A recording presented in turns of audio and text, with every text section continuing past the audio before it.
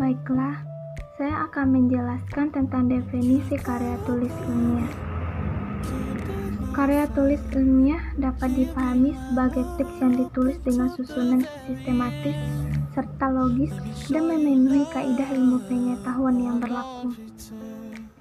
Aspek rasionalitas diutamakan dalam penulisan karya tulis ilmiah dan permasalahan yang diangkat bersifat objektif dan faktual.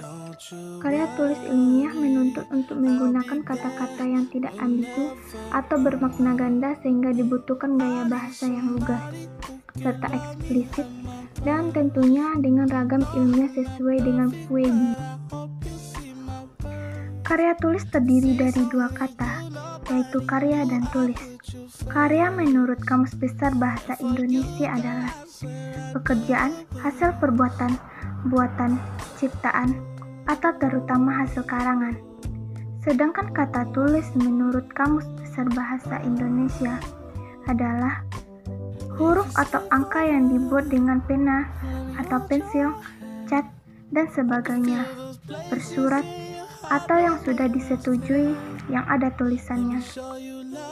Karya tulis ilmiah menurut Kamus Besar Bahasa Indonesia adalah karya tulis yang dibuat menggunakan prinsip-prinsip ilmiah dan berdasarkan fakta atau observasi, eksperimen, dan kajian pustaka. Baiklah, saya akan menjelaskan tentang jenis karya tulis. Jenis karya tulis ilmiah merupakan suatu karangan atau tulisan yang diperoleh sesuai dengan sifat keilmuannya dan didasari oleh pengamatan, peninjauan, penelitian dalam bidang tertentu. Contoh dari karya ilmiah yaitu laporan penelitian, skripsi, resensi, tesis, laporan tinjauan, referat, monograf. Karya tulis non-ilmiah adalah karangan yang menyajikan fakta pribadi tentang pengetahuan dan pengalaman dalam kehidupan sehari-hari, bersifat subjektif, tidak didukung oleh fakta umum. Contohnya dongeng, cerpen, novel, drama, dan roman. Yang selanjutnya, karya tulis semi ilmiah.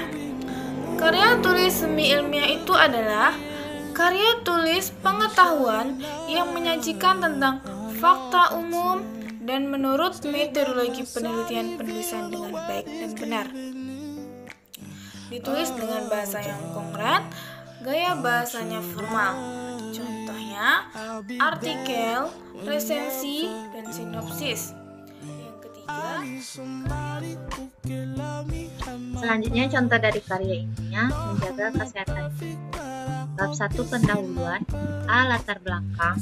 Masalah jantung merupakan salah satu organ yang sangat vital di dalam tubuh manusia. Karena itu, banyak orang yang berusaha selalu menjaga kesehatan jantung. Akan tetapi, nampaknya masih banyak orang yang kurang peduli. Terbukti dari banyaknya korban jiwa akibat penyakit-penyakit yang menyerang jantungnya. Untuk itu, penelitian mengenai menjaga kesehatan jantung perlu dilakukan. B. Rumusan masalah. Bagaimana cara menjaga kesehatan jantung? C. Tujuan penelitian. Dapat mengetahui cara menjaga kesehatan jantung. Bab 2 pembahasan. Cara menjaga kesehatan jantung. Berbagai penyakit yang menyerang jantung memang masih menjadi masalah besar bagi sebagian, padahal ada banyak cara mudah untuk menjaga kesehatan jantung. Setelah melalui riset yang mendalam, peneliti menemukan beberapa di antaranya menghindari stres karena dapat memicu hormon adrenalin abnormal dan menyebabkan darah tinggi. Menjaga kebersihan, baik kebersihan dari diri sendiri maupun lingkungan. Mengatur pola makan, kurangi lemak dan junk food, serta memperbanyak memakan sayur dan buah. olahraga teratur. Bab 3 penutup. Kesimpulan, menjaga kesehatan jantung memanglah sangat penting bagi manusia demi mendapat umur yang panjang. Dan ternyata, untuk memperoleh jantung yang sehat tidak memerlukan usaha yang terlalu sulit dan bisa dilakukan sehari-hari. Dengan menjaga kesehatan jantung, diharapkan semakin sedikit korban yang jatuh akibat penyakit yang menyerang jantung. Perbedaan dan persamaan karya ilmiah. Yang pertama, sistematika. Pada bagian pembukaan, ada judul, halaman pengesahan, halaman persembahan, kata pengantar, daftar isi, dan abstrak. Selanjutnya pada bagian isi, ada bab pendahuluan, bab landasan teori, bab metode penelitian, bab pembahasan, dan bab penutup. Selanjutnya pada bagian penutup, ada daftar pustaka, daftar adat hidup, dan indeks serta lampiran. Selanjutnya diksi atau pilihan kata. Ketetapan pilihan kata yang pertama, kata bermakna denotatif dan bermakna konotatif. Maka denotatif adalah makna yang menunjukkan adanya hubungan konsep dengan kenyataan.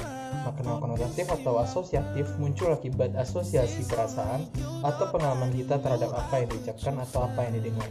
Yang kedua, kata bersinonim. Yang ketiga, kata bermakna umum dan bermakna khusus. Kata bermakna umum digunakan dalam mengungkapkan gagasan yang bersifat umum, sedangkan kata bermakna khusus digunakan untuk menyatakan gagasan yang bersifat khusus atau terbatas. Yang keempat, kata yang mengalami perubahan makna. Dalam berbahasa Indonesia, juga dalam bahasa lain, terdapat kata yang mengalami penyempitan makna, perluasan makna, dan perubahan makna. Selanjutnya kesesuaian pilihan kata. Yang pertama ada kata baku dan kata tak baku. Kata baku adalah kata yang sesuai dengan kaidah mengenai kata dalam bahasa Indonesia. Yang kedua, kata ilmiah dan kata populer. Kata ilmiah adalah kata yang biasa digunakan untuk lingkungan ilmuwan dan dunia pendidikan umumnya. Kata populer adalah kata yang biasa digunakan di kalangan masyarakat umum. Contoh karya ilmiah, contoh kata ilmiah yaitu dampak, kendala, frustasi. Contoh kalimat populer yaitu akibat, hambatan, dan kecewa. Selanjutnya ejaan. Pada pemakaian katanya yang pertama, huruf abjad. Abjad yang digunakan dalam ejaan bahasa Indonesia terdiri atas huruf-huruf A, B, C, D, E, F, G, H, I, J, K, L, M, N, O, P, Q, R, S, T, U, V, W, X, Y, Z. Yang kedua huruf vokal A, E, I, O, U. Yang ketiga huruf konsonan B, D, F, G, H, J, K, L, M, N, P, Q, R, S, T, V, W, X, Y, Z. Yang keempat huruf diftong A, I, A, U, A, I. Gabungan konsonan KH, NG, NY, dan SY. Selanjutnya pada penulisan huruf kapital. Yang pertama, huruf pertama kata pada awal kalimat. Yang kedua, huruf pertama petikan langsung. Yang ketiga, ungkapan yang berhubungan dengan nama Tuhan, kitab suci, termasuk kata ganti. Yang keempat, gelar, kehormatan, keturunan, dan keagamaan yang diikuti nama orang. Yang kelima, nama jabatan, pangkat yang diikuti nama orang atau dipakai sebagai pengganti nama orang tertentu, nama instansi atau nama tempat. Yang keenam, huruf pertama, unsur-unsur nama orang. Yang ketujuh, huruf pertama nama bangsa, suku bangsa, dan bahasa. Selanjutnya penulisan huruf bercetak miring. Yang pertama, menuliskan nama buku, majalah, dan koran. Yang kedua, menuliskan istilah asing, daerah, ilmiah yang ditulis dengan ejaan aslinya. Yang ketiga, menegaskan huruf, kata, atau frasa yang dipentingkan atau dikhususkan. Selanjutnya penulisan kata. Yang pertama, kata dasar. Kata yang berupa kata dasar ditulis terpisah atau berdiri sendiri. Yang kedua, kata turunan ada dua. Yang pertama ada imbuhan, itu seperti awalan, sisipan akhir, ditulis serangkai dengan kata dasarnya. Dan kalau bentuk dasar berupa gabungan kata, awalan atau akhiran ditulis serangkai dengan unsur yang langsung mengikuti atau mendahulunya.